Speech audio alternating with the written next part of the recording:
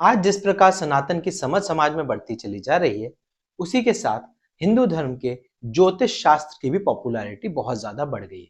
ऐसे में कई बार लोगों को ये शंका होती है कि ज्योतिष शास्त्र कहाँ तक सही है, और जिस प्रकार हमें भक्ति मार्ग में बताया जाता है कि आप सिर्फ भजन करो और सब कुछ ईश्वर पे छोड़ दो, उसका और ज्योतिष शास्त्र का ये कॉन्ट्राडिक्शन क्यों है। पहले तो मैं ये बता दूं कि ज्योतिष शास्त्र पूरी तरह से साइंटिफिक है। वो ग्रहों और नक्षत्रों के कैलकुलेशन से ये बता पाते हैं कि आपके जीवन में कब किस प्रकार की चीजें होने की संभावनाएं आ सकती। पर जो भाग्य आपको जन्म से मिला है, जो कुंडली, जो ग्रह नक्षत्र आपको इस जीवन में प्राप्त हुए हैं, वो केवल प्रारब्ध है। प्रारब्ध का अर्थ है आपके पूर्व जन्मों के कर्मों के फलस्वरूप जो भी कर्म फल आपको भोगने थे, वो आपको इस जन्म में ग्रह नक्षत्रों के माध्यम से आपके भाग्य के रूप में दिए गए हैं। अब आप ज्योतिष के उपाय करके इनकी संभावनाओं को कम ज्यादा कर सकते हैं, पर कर्म का फल कहीं नहीं जाता। वो आज नहीं तो कल इस तरह से या उस तरह से आपको मिल ही जाएगा।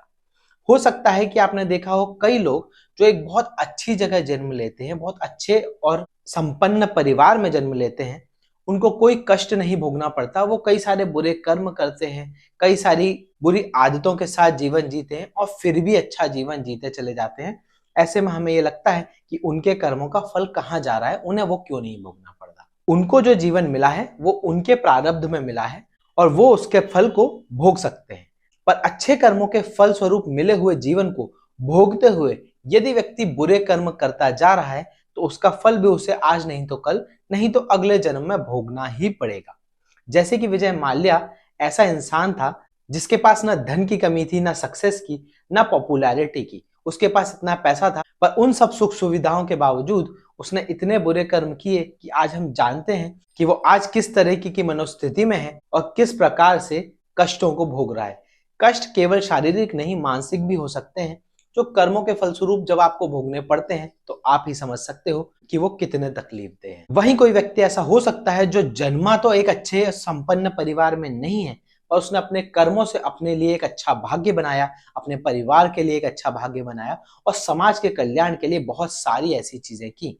आपको ऐसे लोग भी समाज में उदाहरण के स्वरूप में देखने को मिल जाएंगे। पर क्या हम केवल अपने कर्मों के अच्छे या बुरे फलों को भोगने के लिए ही इस धरती पर हैं? ऐसा बिल्कुल नहीं है। कर्मों का फल केवल और केवल इस शरीर की नियति है, जो इसको भोगनी ही पड़ती है। जो भी कर्म करता है उसका फल इस शरीर को भोगना पड़ता है। पर सनातन का अर्थ केवल अच्छे कर्म करके अच्छे फल भोगना नहीं होता। सनातन का अंतिम लक्ष्य मुक्ति या ईश्वर को प्राप्त करना है, जिसके लिए या तो भक्ति मार्ग में बताया गया है कि आप ईश्वर का भजन करें और अपने प्रारब्ध और किए हुए कर्मों का नाश करते चलें। अंत में जब आपके सभी कर्म नष्ट हो जाएंगे तो आप ईश्वर को प्राप्त करने के योग्य बन जाएंगे। वहीं गीता में कर्मयोग में यह बताया गया है कि क्योंकि आप इस धरती पर हैं तो आपको कर्म तो करना ही पड़ेगा। फिर भी अगर आपको उस कर्म से मुक्ति चाहिए तो आपको यह ध्यान रखना है कि आप अपने सभी कर्मों को ईश्वर को समर्पित करते चलें। आप जो भी प्राप्त कर रहे हैं, जो भी कर्म कर रहे हैं, ये ध्यान रखें कि वो ईश्वर की देन है और आप ईश्वर के आदेश पर ही कर रहे हैं। उसका कोई भी अंश आप स्वयं के लिए ना रखें। जब आप इस शरीर से दूर रहकर ये ध्यान रख पाएंगे कि आपको जो भी जीवन में करना पड़ रहा है या भोगना पड़ रहा है, अच्छा या बुरा, वो ईश्वर की देन है और आप उसे ईश्वर को ही समर्पित करते चलेंगे, तो इन कर्मों का फल आपको नहीं भोगना पड़ेगा और आप धीरे धीरे कर्म मुक्त होकर ईश्वर को प्राप्त कर पाएंगे।